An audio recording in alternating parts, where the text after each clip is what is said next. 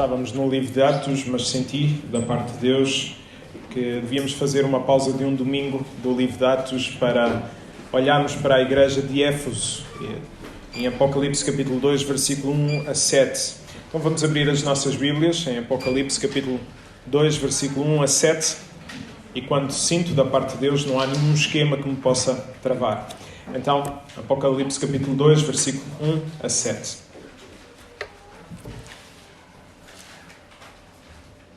Para podermos entender este texto, convém perceber o seu contexto, para que todas as lições retiradas tenham como objetivo aquilo que Deus pretendeu dizer a esta mesma igreja. Então, Apocalipse capítulo 2, versículo 1 e 7. Relembrar então que Éfeso era a principal cidade da Ásia e onde havia também a igreja mais importante de toda a província. Considerada uma cidade muito religiosa. Os gregos adoravam Ártemis e os romanos adoravam Diana. Era o centro de todas as práticas supersticiosas e reconhecida também pelas suas artes mágicas em todo o mundo. Naquela altura, Éfeso tinha também um porto mais importante, sendo que devido a isso tinha então muita densidade populacional. A igreja em Éfeso tinha sido fundada por Áquila e Priscila em conjunto com o apóstolo Paulo. Mais tarde, foi Timóteo que deu prosseguimento a este ministério. Por todo este ambiente, a igreja estava a ser colocada à prova, devido então a estas influências mundanas, sendo que havia muitas pessoas que se intitulavam apóstolos e profetas, mas que na verdade eles eram simples enganadores, até por ensinarem outro evangelho. E a Bíblia diz-nos que quem ensina outro evangelho deve ser considerado o quê? Anátema. Então, vamos olhar para o versículo 1. Ao anjo da igreja em Éfeso escreve: estas coisas diz aquele que conserva na mão direita as 7 estrelas e que anda no meio dos 7 candeeiros de ouro. Neste versículo podemos então perceber o destinatário da carta. A palavra anjo significa mensageiro. Olhando então para todo o contexto, a palavra tende a indicar que é o presbítero da igreja em Éfeso.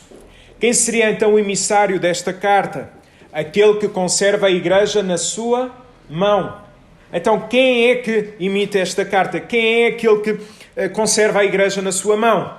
Olhemos para João 10, 28. E dou-lhes a vida eterna e nunca hão de perecer e ninguém as arrebatará da minha mão. Sendo assim, Jesus é aquele que emite a carta e garante a segurança de que ninguém nos vai retirar do meio dele. E atenção a isto, se Deus não nos lança fora, também significa que se nós quisermos saltar fora, nós poderemos tentar, mas na verdade nós vamos sempre ficar, porque a graça de Deus para connosco é tremenda. Então, quantas vezes nós já não quisemos saltar fora? Quantas vezes nós já não quisemos desistir? Mas Deus vem e garante e diz-nos: tu és meu filho.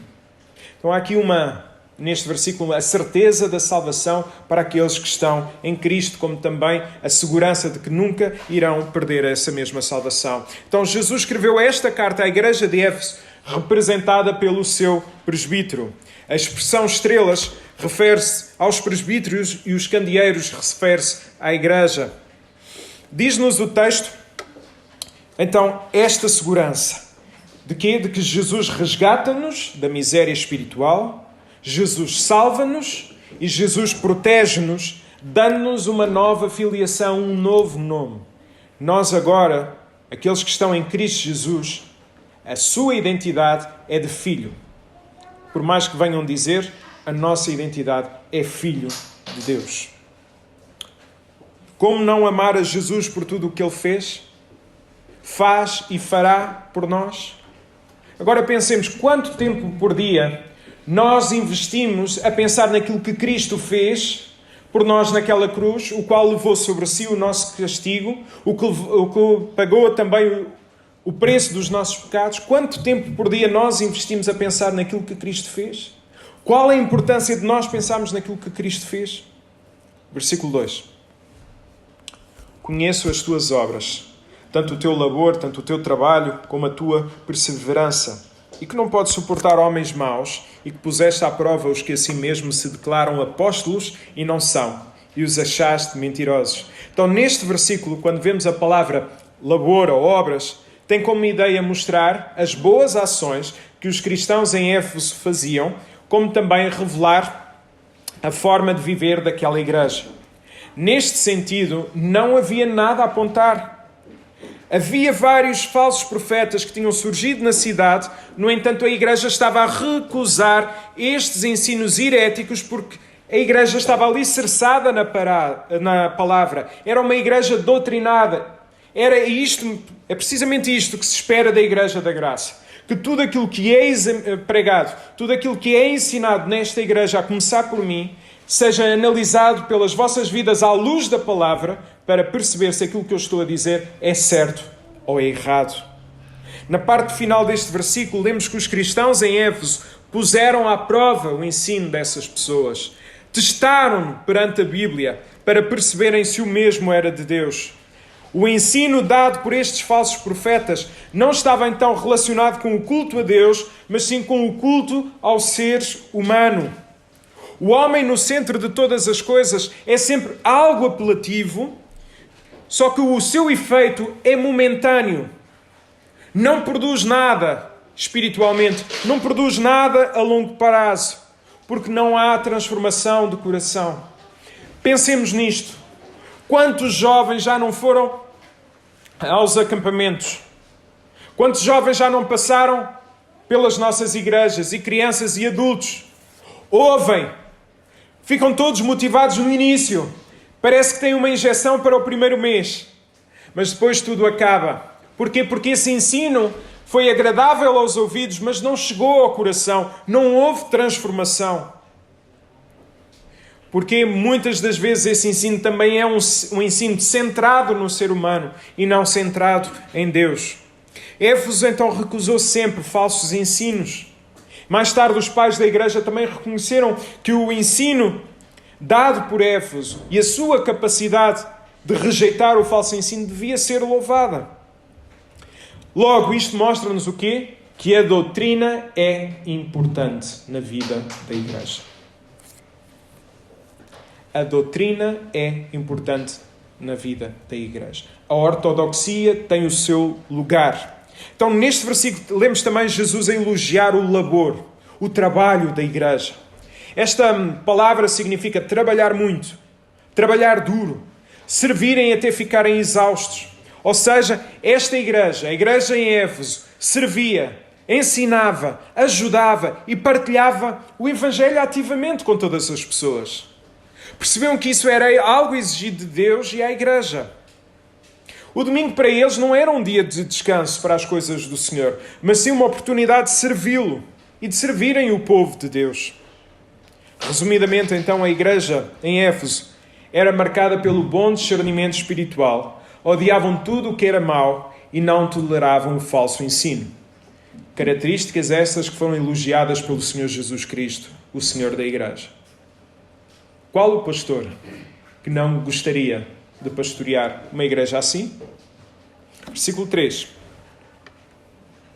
E tens perseverança, suportaste provas por causa do meu nome e não te deixaste esmorecer. Por vezes podemos então pensar que as pessoas que servem na igreja são aquelas que têm disponibilidade para fazê-lo, como também servem na igreja porque o ambiente delas é propício. E este versículo mostra-nos precisamente o contrário.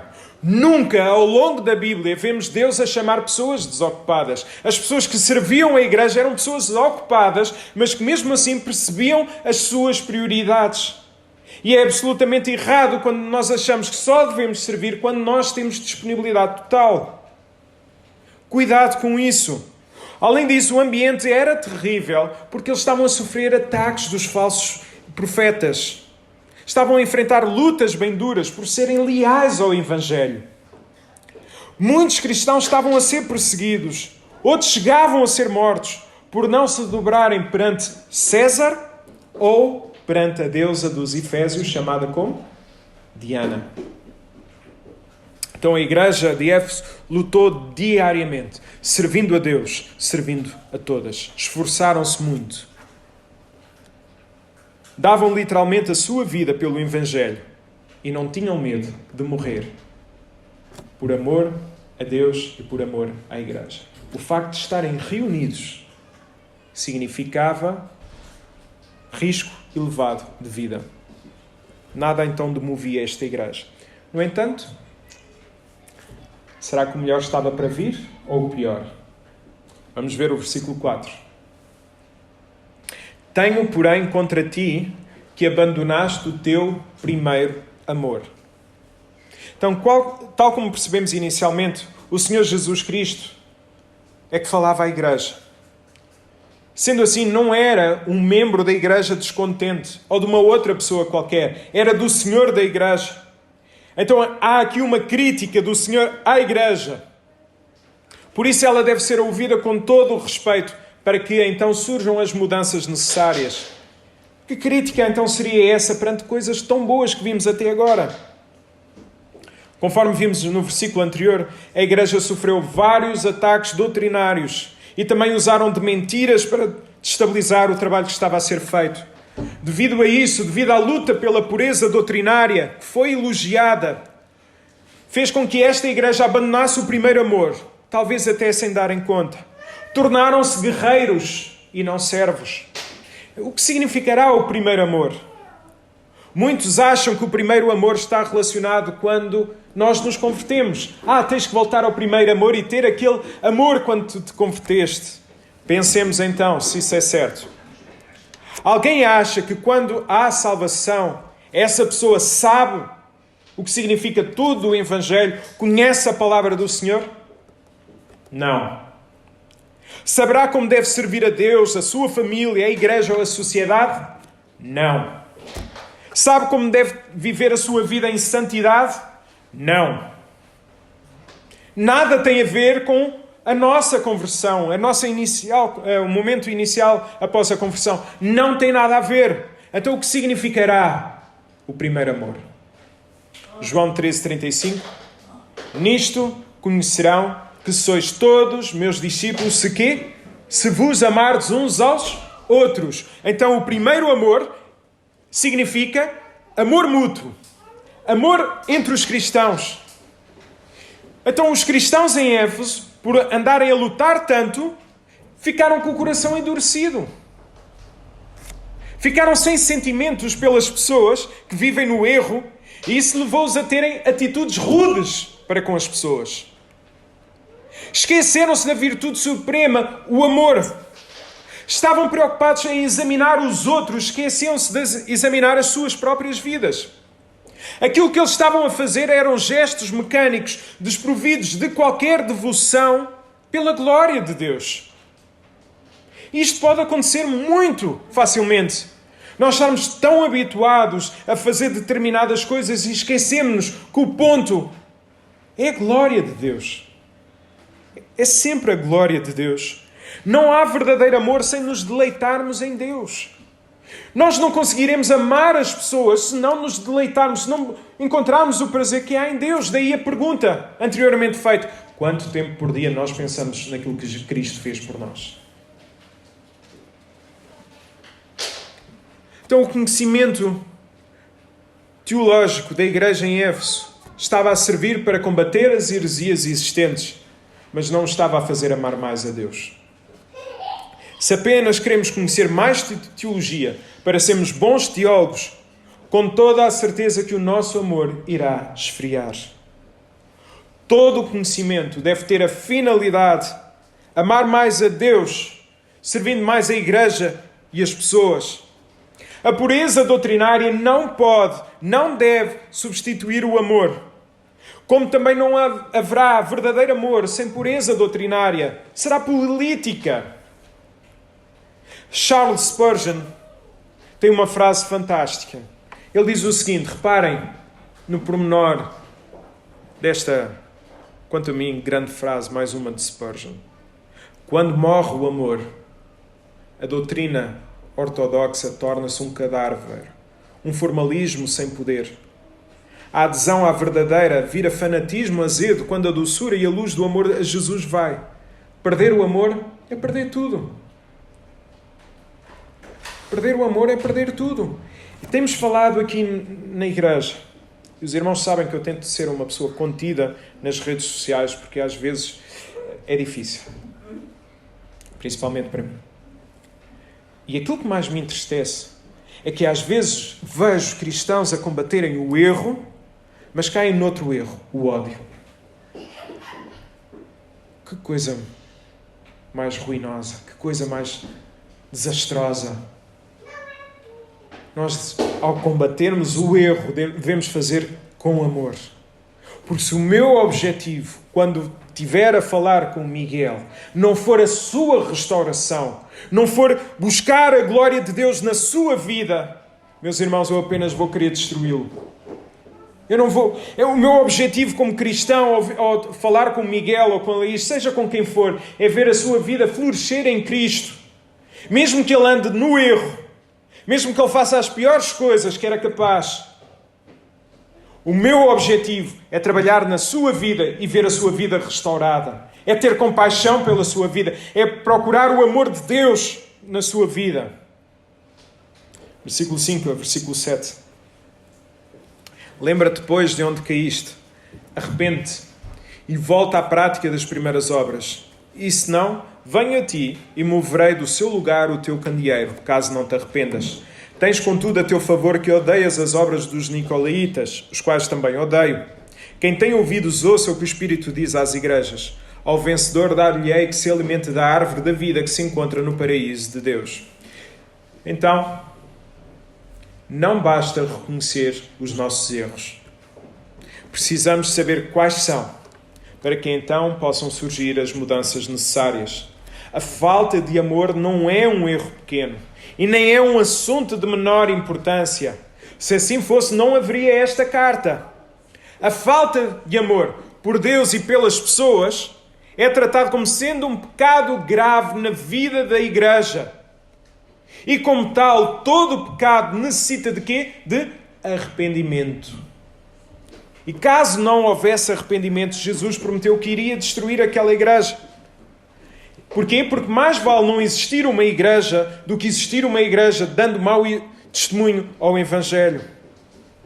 Então os cristãos em Éfeso são chamados a lembrarem-se do momento em que começaram a pecar. Isto porque, antes disso acontecer, eles faziam obras de amor.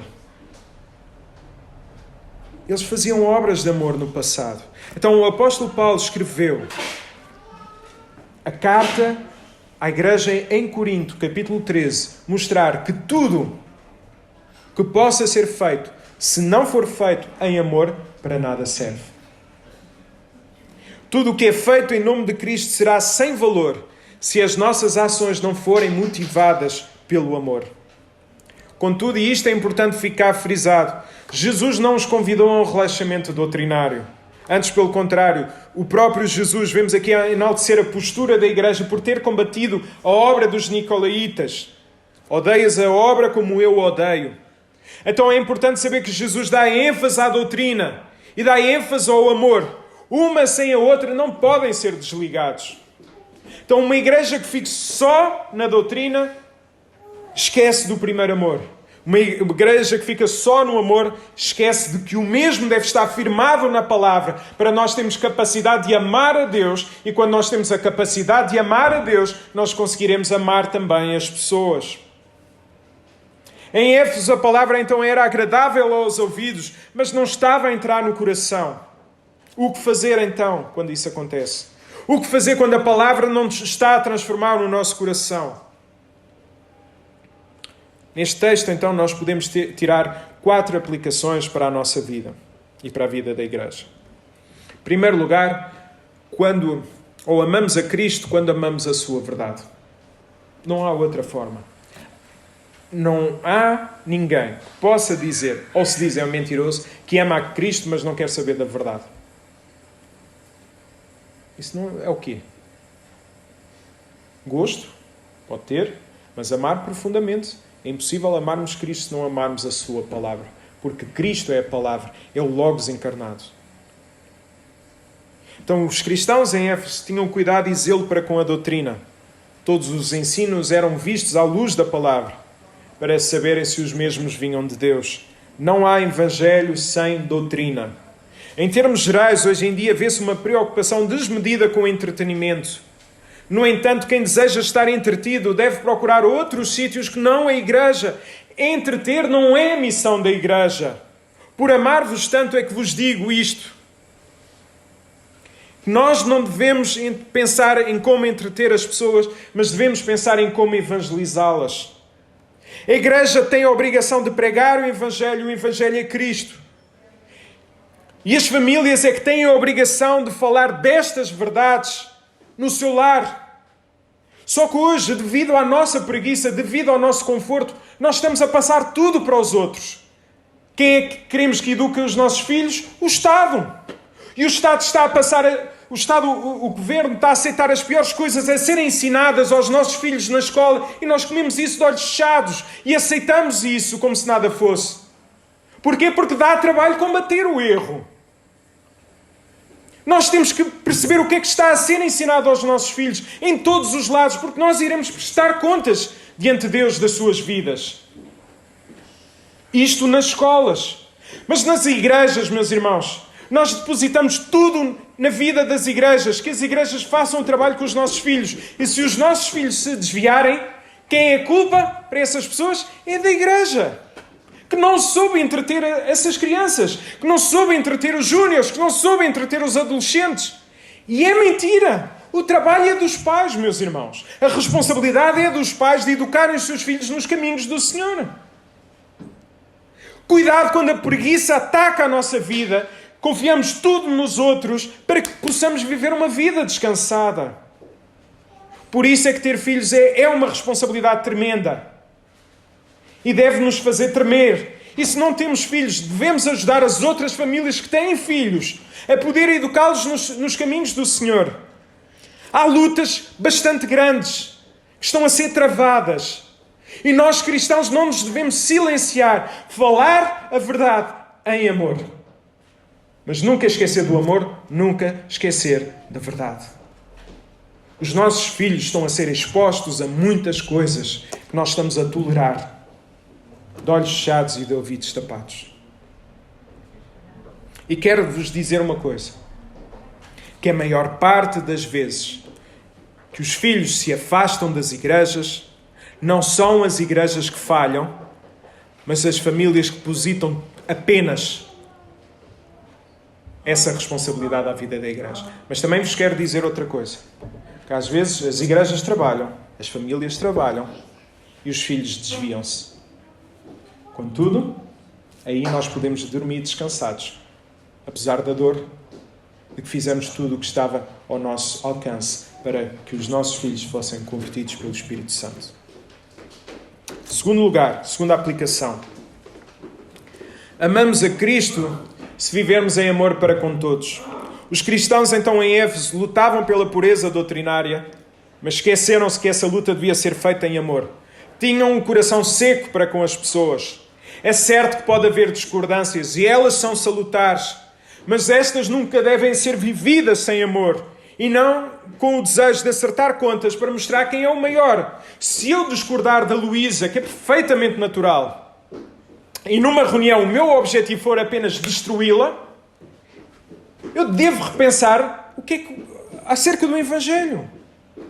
Quando o nosso objetivo é destruir as pessoas, fizeste-me isto, fizeste, então vais ver o que vais sofrer. Então vais ver. E na próxima reunião mandamos assim uma castanhada, como se diz na minha terra, uma castanhada para aquela pessoa perceber. Cuidado com as castanhadas.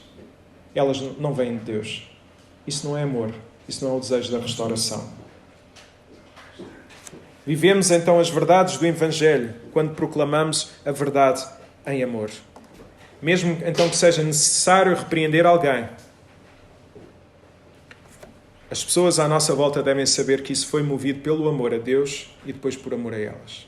Certamente, estou aqui há 7 anos, certamente que já houve momentos em que as pessoas não concordaram quando eu as repreendi. Mas o meu desejo é que essas mesmas pessoas possam sentir que, se eu o fiz, mesmo discordando, o fiz por amor. e não o fiz para destruir. Posso errar? Erro. Ninguém é perfeito.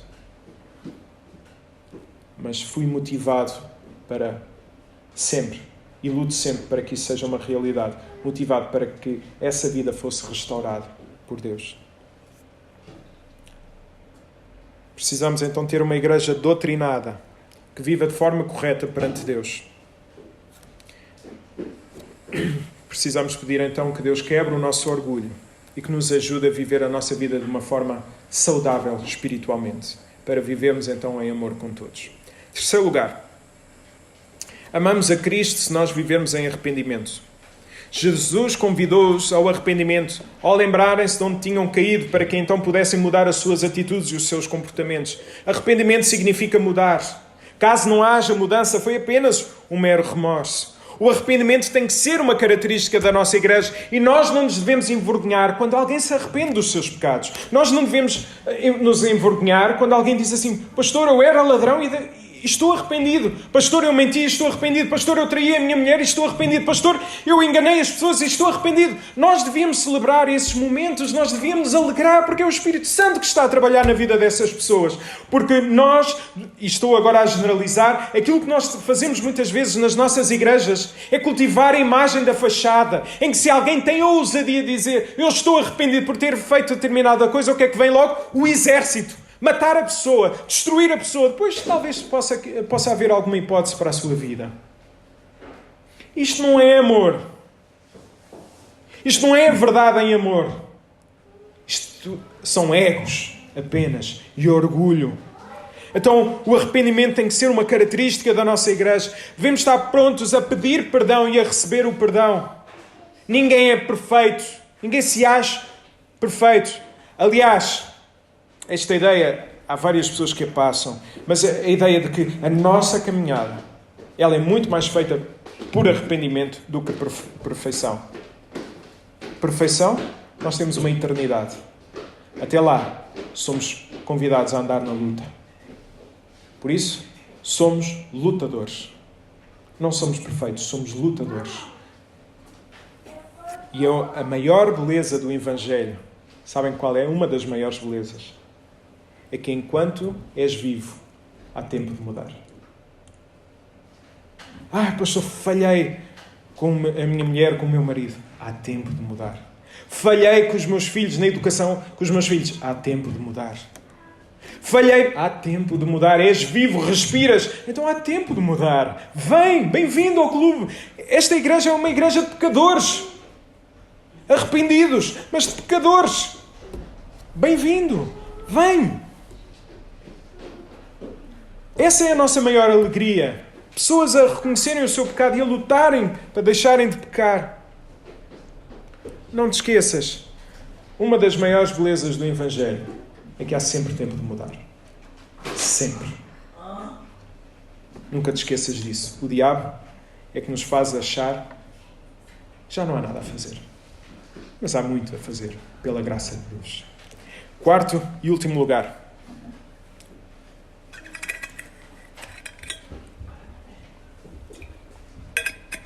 Amamos a Cristo quando servimos a sua igreja.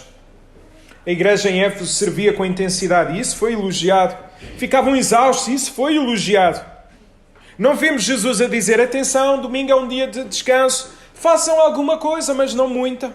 Aproveitem este dia para acabarem os vossos trabalhos do mundo e para visitarem os familiares. Não, Jesus não diz isso. Jesus diz que, de facto, a igreja deve estar reunida e deve estar a servir.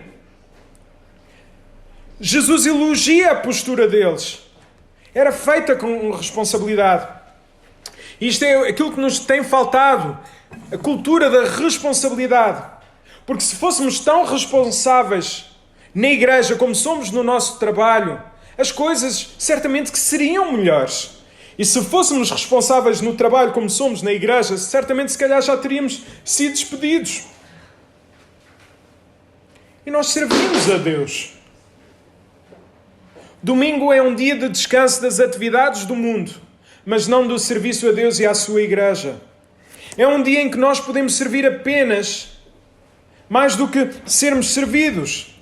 Então a nossa postura, meus irmãos, deve ser de servos.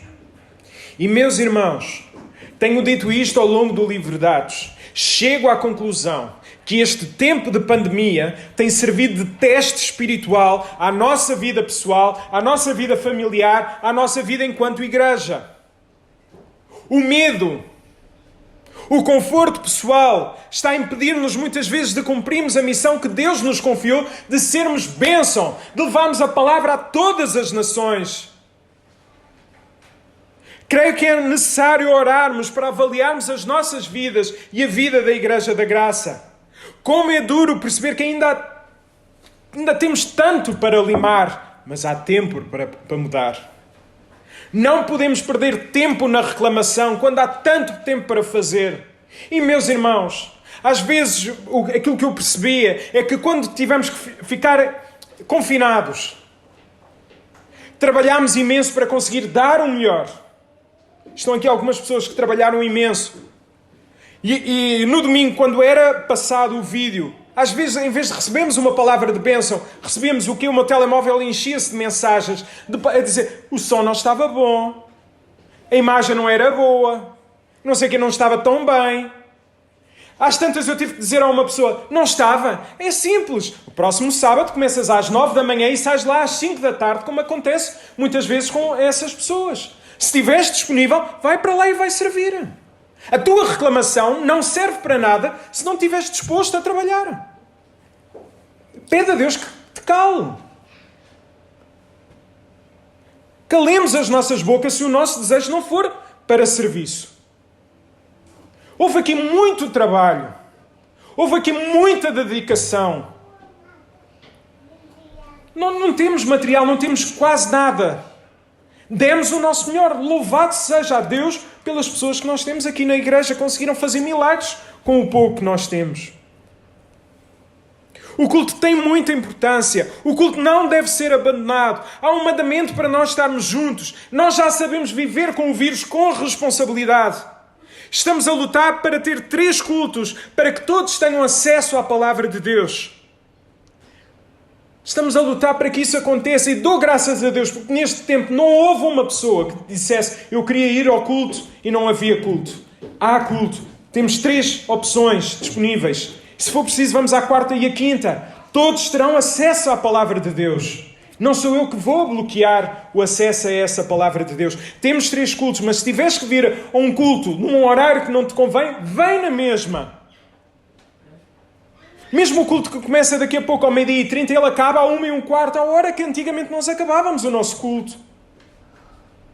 Não deixemos que o comodismo ou o medo trate as nossas vidas. Nós é que devemos parar com essas coisas. E sabem, meus irmãos, muito do trabalho que tem sido feito até aqui, para mim, enquanto pastor, sabem qual é? Por favor, venham à igreja. É um sítio seguro. Venham à igreja. E não é pena temos que fazer isto a não sei quantas pessoas, quando elas assumiram uma responsabilidade de se congregarem na igreja, de serem igreja. Obviamente que há questões que às vezes nos proíbem de estar aqui na igreja. Tudo bem, certo. Mas que não seja o medo, que não seja o comodismo. Até porque quem quiser, a nossa igreja, as nossas instalações, são dos sítios mais seguros que há. Basta, quando o culto terminar, alguém sair, imediatamente, não há risco, quase nenhum. Por isso, congreguemos, juntemo-nos, juntos, precisamos uns dos outros. E mais, digo-vos mais uma coisa que disse no primeiro, digo agora e vou dizer no terceiro. Se alguém tiver a passar por algum momento difícil e que esteja cheio da Covid, eu vos garanto que estarei ao vosso lado e não terei medo de apanhar a Covid. Porque a minha função é cuidar da vossa vida espiritualmente. Eu estarei ao vosso lado e não vos vou deixar cair. Estamos cá para nos apoiarmos. Com as devidas cautelas, com as devidas responsabilidades. Mas estamos cá para nos apoiarmos. Então as nossas palavras não devem estar vazias do Evangelho, mas cheias de gratidão por aquilo que fez. E às vezes as nossas palavras têm pouco do Evangelho. Eu penso, têm pouco do Evangelho. O que é que a Bíblia diz? Como é que está a tua espiritualidade? Vazia? Paulo diz para buscarmos as coisas do alto, enchermos das coisas do alto. E às vezes nós temos muito pouco das coisas do alto. Amemo-nos acima de todas as coisas, para vivermos então uma vida de espiritualidade em amor. Precisamos, meus irmãos, precisamos, Igreja da Graça, eu preciso voltar ao primeiro amor. E há sempre tempo para mudar. Que Deus nos ajude. Amém?